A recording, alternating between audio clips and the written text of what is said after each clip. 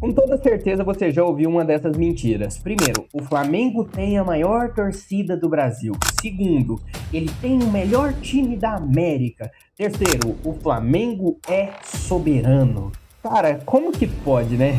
Ninguém suporta flamenguista. Tinha que ter uma série Todo Mundo Odeia Flamenguista porque ô torcida chata. Esses caras aparecem em cada bueiro quando o Flamengo ganha que você fica imaginando da onde que esse cara surgiu, gente. Até ontem eu não sabia que esse cara era flamenguista. Eu sei que se você é flamenguista, você pode ficar bravo com o que eu vou falar aqui, mas além de desmentir algumas verdades sobre o Flamengo, eu tô aqui hoje, única e especificamente, para te explicar o porquê todas as torcidas do Brasil odeiam o seu time.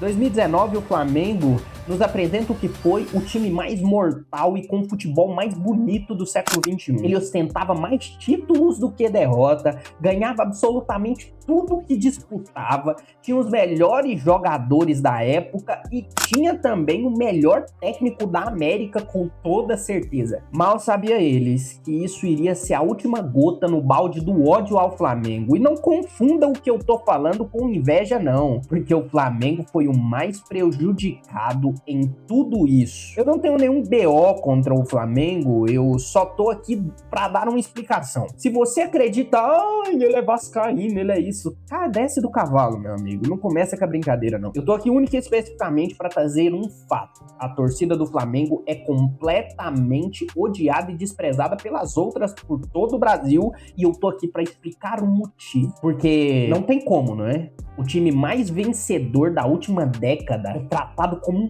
câncer pelas outras torcidas dentro do próprio país. Esse ódio não é aleatório, ele é sustentado pelos três pilares que formam o grande vilão dessa obra: a ilusão de grandeza. Isso já derrubou grandes times antes e seu primeiro pilar se mostra em uma das histórias mais suspeitas do futebol brasileiro. Era 1980, final do Campeonato Brasileiro. No jogo de ida, o Galo tinha ganhado de 1-0 com um gol do Reinaldo. No jogo de volta, o juiz expulsa Reinaldo, o melhor jogador do Galo na época. Depois ele expulsa o Chicão e o Palhinha. Resultado, o Flamengo ganha, campeão brasileiro. Aí tudo bem. Agora vamos para 1981, Libertadores da América. Jogo de desempate no Serra Dourada. O juiz expulsa 5 jogadores do Galo e a partida encerra por falta de jogadores mínimos em campo. Engraçado, não é? Porque se eu perguntar o que tudo isso parece, o que você me diz? Porque ainda não acabou, cara. A final do Carioca de 2007, Flamengo e Botafogo. O Botafogo vencendo por 2-1. O Dodô marca um gol legal e foi anulado injustamente. Foi antes da era VAR, é lógico. O juiz e o Maneirinha estavam passível de erro. Só que o Flamengo empata, leva pros pênaltis, campeão carioca. Agora vamos para um caso que passou despercebido para a grande maioria, só que eu quero trazer aqui, porque para mim esse é o melhor e o que melhor sintetiza esse primeiro pilar, que é Flamengo e Criciúma pelo Campeonato Brasileiro de 2024. Se você é flamenguista, você vai me dizer nos comentários o que você achou desse jogo. Porque uma segunda bola entra em campo e a regra do jogo diz que o jogo deveria ser paralisado aqui, nesse momento, quando a segunda bola entrou, que não rolou. O zagueiro do Criciúma chuta a segunda bola na bola do jogo e bum, pênalti marcado pro Flamengo. Então eu estou aqui para tentar provar que o Flamengo trapaceia para ganhar? Não, a questão é que essa partida contra o Criciúma, ela nos traz um ponto que é muito claro, que é sempre, na dúvida, vão decidir a favor do Flamengo. Porque, acima disso, ainda tem um fato que a FRJ tem muita influência na CBF. Quem aí se lembra da frase do Eurico Miranda? O respeito voltou, a FRJ tem um lado e esse lado é do Vasco. Hoje em dia, você troca o Vasco pelo Flamengo e você já entende como que tá a dinâmica dentro do futebol estadual no Rio de Janeiro e dentro da CBF. Porque esse é o primeiro pilar, o das suspeitas de bastidores. Então fica claro que existe uma desconfiança histórica com com motivos que geram uma série de manchas polêmicas e alimenta a raiva e desconfiança dos rivais. Mas isso por si só não explica o tamanho do ódio, porque o verdadeiro combustível dessa fogueira não tá no que acontece só em campo, mas em como que o Flamengo é vendido pra gente todo santo dia. E isso leva à maior de todas as mentiras, a da maior torcida do Brasil. Porque você sabe, flamenguista, que isso não é verdade. Pelo menos não 100%. Sabe uma história interessante? É o seguinte, você sabia que os locais com maior número de torcedores do Flamengo são nas regiões Norte, Nordeste e Centro-Oeste? Sim, mais do que na região Sudeste, mais do que no Rio de Janeiro. Mas essa história melhora quando você entende que 76% desses torcedores são mistos. Ou seja, o cara tá lá na região Norte e torce pro Remo, mas nas horas vagas ele é Flamengo também. Fora que toda essa massa de torcedores foi construída junto ao expansionismo da Rede Globo nessas regiões. Na onde a Rede Globo chegava com uma TV aberta, o Flamengo chegava como novo time daquela cidade, como novo time daquela região. O que eu quero dizer é que o segundo motivo do ódio ao Flamengo no Brasil é porque existe um pensamento de que a mídia inteira é flamenguista e, acima de qualquer coisa, ela fabricou a grandeza do Flamengo. Flamenguista, eu preciso que você entenda isso. Se você é um flamenguista raiz e não dessa série de flamenguistas mistos, você sabe que no final vocês não têm a maior torcida do Brasil. A não ser que conte, como eu falei, essa torcida mista ou a torcida de 2019 pra cá, que é a torcida de TikTok. Porque, meu brother,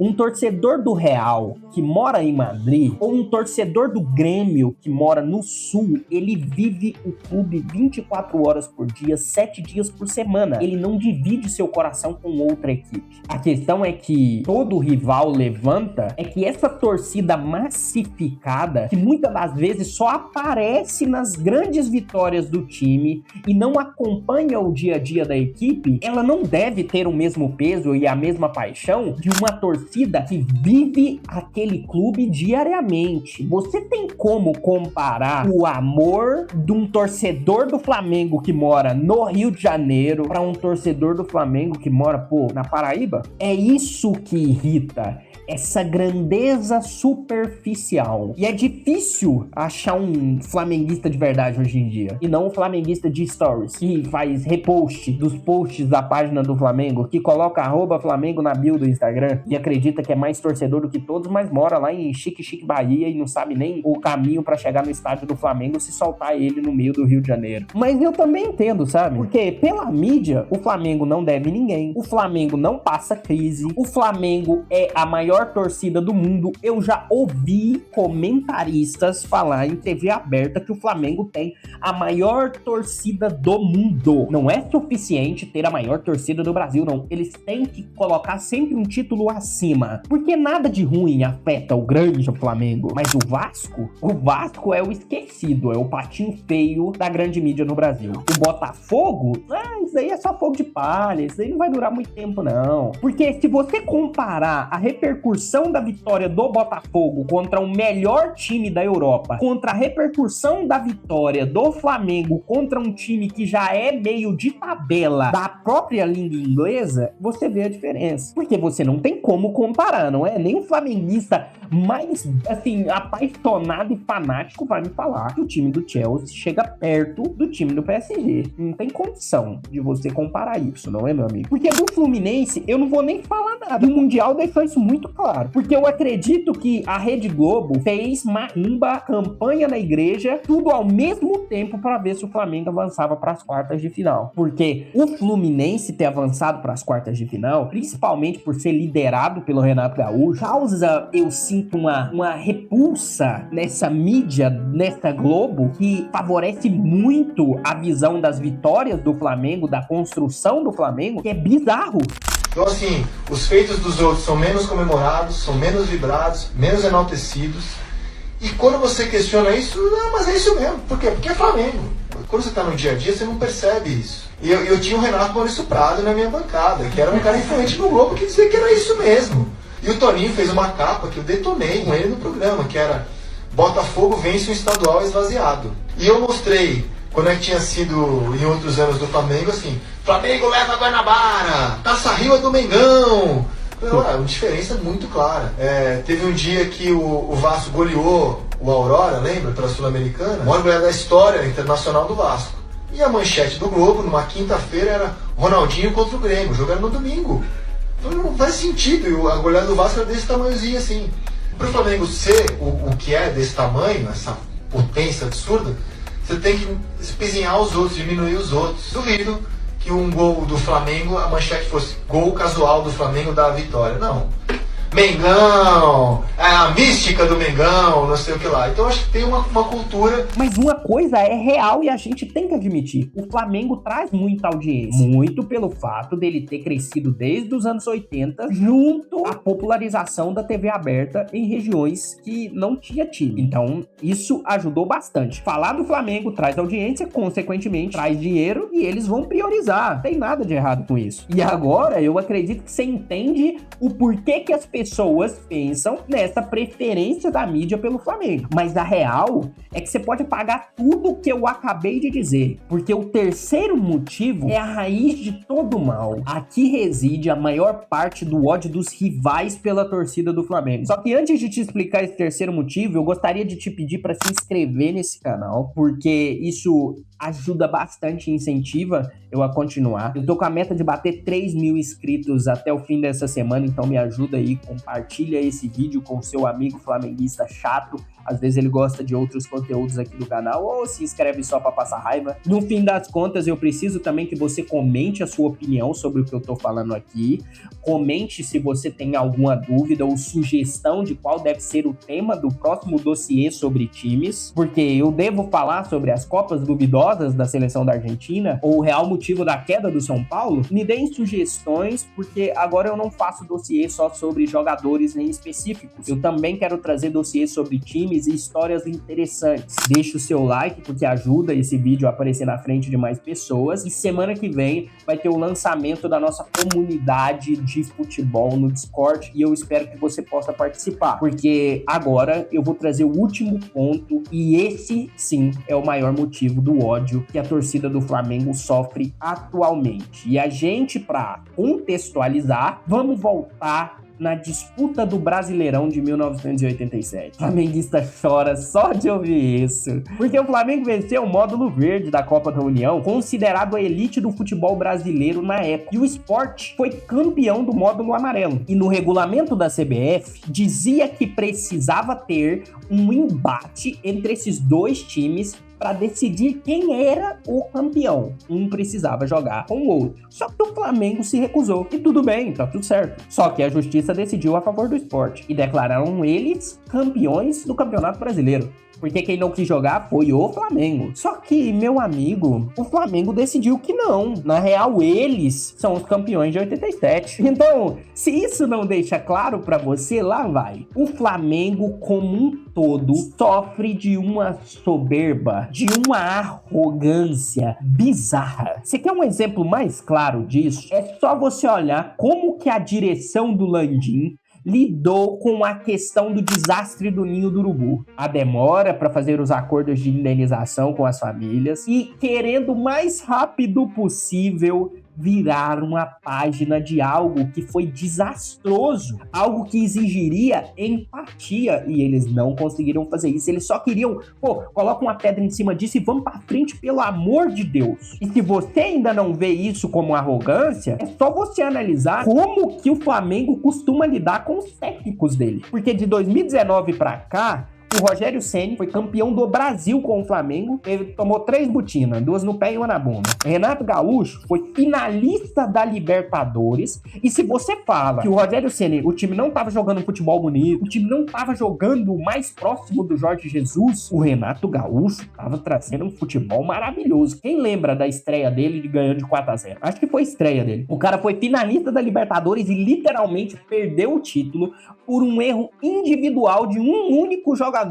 Surpresa, Flamengo demite Renato Gaúcho como se não fosse nada. Não, pô, ser finalista não é suficiente pra nós. Ele mesmo falava que com um time daquele ele tinha que ser campeão. Ah, vamos, como que você trata um campeão? Dorival Júnior, campeão da Libertadores e campeão da Copa do Brasil com o Flamengo, e descobre que foi mandado embora através da televisão, pô, da mídia. E aqui entra a segunda mentira. O Flamengo é soberano. Não, na real não é. Isso é fruto de uma visão distorcida totalmente pelo ego. Porque como eu te falei, meu querido, o ano de 2019 foi muito prejudicial pro Flamengo também. Porque depois disso, o Flamengo acredita que é o Real Madrid da América. Tem obrigação de ganhar tudo. Cara, o Real Madrid não tem obrigação de ganhar tudo. Tudo do Flamengo é melhor do que de todo mundo. Trouxeram o Jorginho agora, o que eu achei uma loucura. É só você ver a forma de pagamento que vão pagar esse cara, os valores que vão pagar pra ele. Mas tem Memphis no Corinthians, né? Então, tem que equilibrar a balança. O Flamengo tem que equilibrar. Existem jogadores dentro do próprio time que queriam ser maiores do que o Flamengo. Eles arrastavam aquela marra de não, aqui é o Flamengo em primeiro lugar,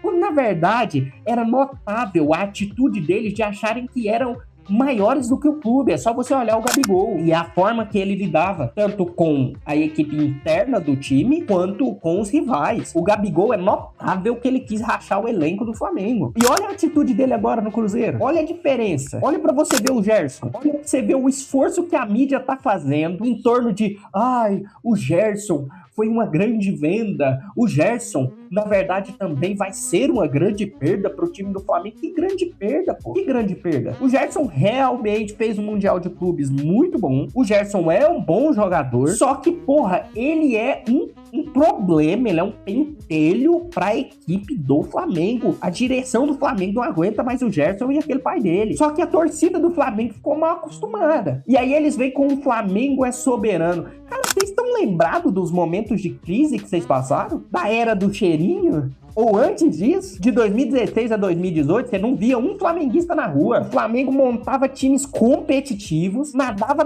e morria na praia. E ficava só no cheirinho. E aí todo mundo zoava o Flamengo. Aí você não via post rolando em rede social, você não via gritaria na rua, você não via o cara usar uma camisa do Flamengo na rua porque tinha medo de ser zoado. Cara, mas eu tenho uma teoria de que todo esse tempo de cheirinho, de zoação, se transformou num rancor reprimido na torcida do Flamengo que explodiu quando o Flamengo ganhou. Porque quando o Flamengo ganha em 2019, ninguém mais aguenta ver flamenguista na rua. Tem torcedor que sai de dentro de bueiro. É sempre a mesma coisa. A maioria desses torcedores só aparece nos stories quando o time ganha. Porque esse é o clube de outro patamar. Porque eu me lembro muito bem, e voltando até no ponto sobre a mídia favorecer, eu lembro muito bem da final da Copa do Brasil entre Flamengo e São Paulo. A mídia tava praticamente falando, não, pô, o São Paulo tá aí pra bater cartão. Não, já pode entregar. Pinta a taça da Copa do Brasil de vermelho e preto. Não tem chance. É sempre esse mesmo ponto. É o clube de outro patamar. Então, bom, um amasso. Vamos amarrar todas essas pontas. Porque o que a gente tira de tudo isso? Fica claro que não é apenas um motivo que constrói esse ódio. É toda uma estrutura. Porque de um lado você tem as suspeitas de bastidores, cheias de polêmicas e decisões que deixam uma cicatriz nos times que foram prejudicados por esse tipo de postura. Do outro, você tem uma grandeza fabricada, que é totalmente impulsionada por uma mídia que prioriza o Flamengo, que dá base para a audiência deles, de torcedores que, como eu te falei aqui, grande parte dessa torcida é mista e artificial. E a coroa de tudo isso é uma arrogância institucional que pega desde o faxineiro até o diretor desse time. Uma soberba que se recusa a admitir erros históricos, que demite técnicos campeões e age como se o universo do futebol girasse ao redor dele. É só você ver a tentativa de criação da Liga do Brasil e como que foi a postura do Flamengo mediante a tudo isso. Quando você junta esses três pilares, você não tem só um time de futebol que é odiado. Você tem o que eu chamo de uma ilusão de grandeza. E é esse o grande motivo desse ódio existir. Não é só inveja do time que ganha. E se você pensa isso, é idiotice. Porque é uma reação ao mito. É o resto do Brasil, as outras torcidas, respondendo a essa narrativa de soberania que é empurrada goela abaixo em todo mundo quando você liga a televisão ou quando você vai ver um comentarista no YouTube. Você pode gritar, mano, que é inveja, faz o que você quiser, mas saiba que quando você utiliza desse argumento, você só tá reforçando o terceiro pilar, o da arrogância. E você tá provando exatamente o ponto que eu trouxe aqui. Cara, mas no fim eu espero que você não tenha ficado muito bravo comigo, assim como ficaram depois que eu fiz um vídeo respondendo a comentários e dei minha opinião sobre a comparação entre Cristiano Ronaldo e Maradona na prateleira GOAT. É um vídeo bem curtinho, você pode pegar sua pipoca aí e vai assistir que tá muito bom. Mas caso você queira ver uma lista de jogadores que só jogam por seleções e não conseguem render nos clubes, é só você clicar nesse outro vídeo que tá aparecendo aqui. Valeu por me assistir até aqui e até a próxima, mon ami.